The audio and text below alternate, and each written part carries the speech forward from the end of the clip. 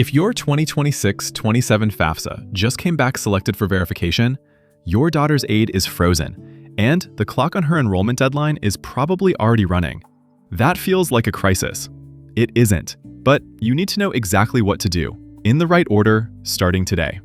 By the end of this video, you'll know what being selected for verification actually means, how to find your tracking group on the FAFSA Submission Summary, what documents to pull together, and how to submit everything so your aid gets released as fast as possible. And I'll name the one move that gets your aid released fastest, because most families do the exact opposite, and it costs them weeks. Let me start with the thing that matters most right now. Being selected for verification FAFSA does not mean you did something wrong. It does not mean the school thinks you lied. It does not mean the Department of Education flagged you for fraud. Schools are required by federal regulation to verify a percentage of applications every single year, and a significant portion of those selections are entirely random. Yes, random. The algorithm pulls files. Yours got pulled. That's often the whole story. There is also a second reason schools select files, and it's worth understanding because it actually helps you. If there's a data mismatch, meaning what you reported on the FAFSA doesn't match what the IRS has on file for your 2024 taxes, the system flags that automatically.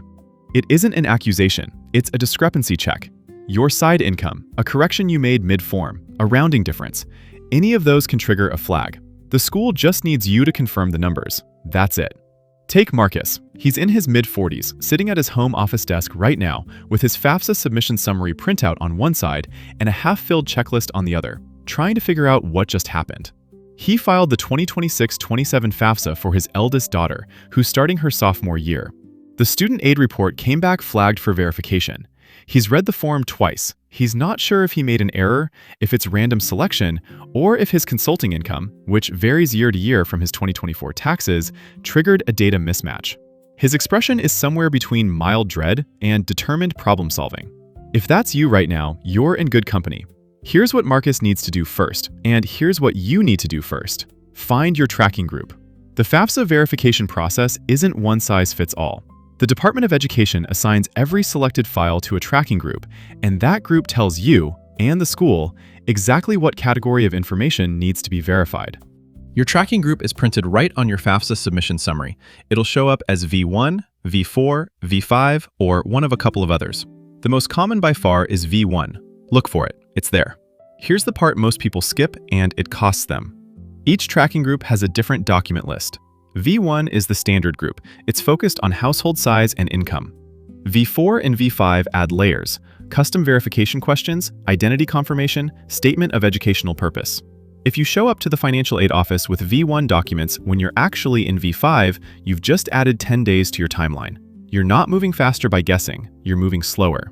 I'll come back to exactly what this means for your submission in a minute, but first, there's something about the timeline itself that most families get completely wrong, and it's the thing I want you to hear before you do anything else. Your aid is sitting in a pending status. The school can't disperse $1 until verification is complete. That's federal law, not the school being difficult. So the single variable you actually control is how fast you get verified. Everything else, the aid amount, the award structure, that's already been calculated. It's waiting for you. The school wants to release it. There's no adversarial dynamic here. They're not holding your money. They're legally required to hold your money until you clear this process. Now back to Marcus. He pulls up his FAFSA submission summary. His tracking group is V1, the most common and the most manageable. That's genuinely good news for him. V1 verification is focused on confirming household composition and 2024 tax and income information. For a family like his, where there's consulting income that can shift from year to year, the school just needs to confirm that what he reported on the FAFSA lines up with the 2024 tax record. Here's the orientation you need. For V1, the documents you're typically pulling together include a verification worksheet that the school provides, your 2024 federal tax return transcript or IRS data link confirmation, and documentation for anyone in your household. Around 7 to 8 items total, depending on your family's situation. I'm not going to recite the full checklist here. That level of detail varies by school and tracking group, and the Verification Survival Pack at FAFSA-appeal.com has a complete itemized checklist built specifically for V1, V4, and V5, so you know you're not missing anything before you submit.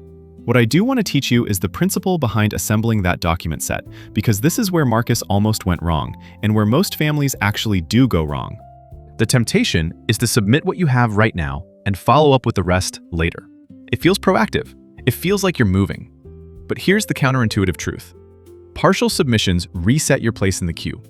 The financial aid office receives your file, sees it's incomplete, puts it in a follow-up stack, and now it's competing with a whole new set of incoming files. You haven't moved the ball, you fumbled it. The move that gets your aid released fastest is submitting everything at once to the school's official portal in the format the school actually requests. One complete package, one submission event. That's it. That's the move. Most families do the opposite. They trickle documents in over a week, follow up by email, wonder why nothing's moving. The answer is because incomplete files don't get processed, they get parked. Marcus figures this out before he submits. He spends 2 evenings pulling everything together. He downloads his 2024 tax transcript from the IRS website, fills out the verification worksheet the school emailed him, and gathers the supporting documentation for his household. He uploads the full package to the school's student portal in one session. He doesn't email individual documents. He doesn't drop anything off in pieces. One submission, complete. And here's the payoff, the thing I teased at the top. Marcus's aid hold gets lifted in 11 days. That's not unusual for a complete V1 submission during a normal processing window. The families who trickle documents in, they're still going back and forth at the 4-week mark. The difference isn't luck, it's the one package rule. Now let me connect one more thing before we close.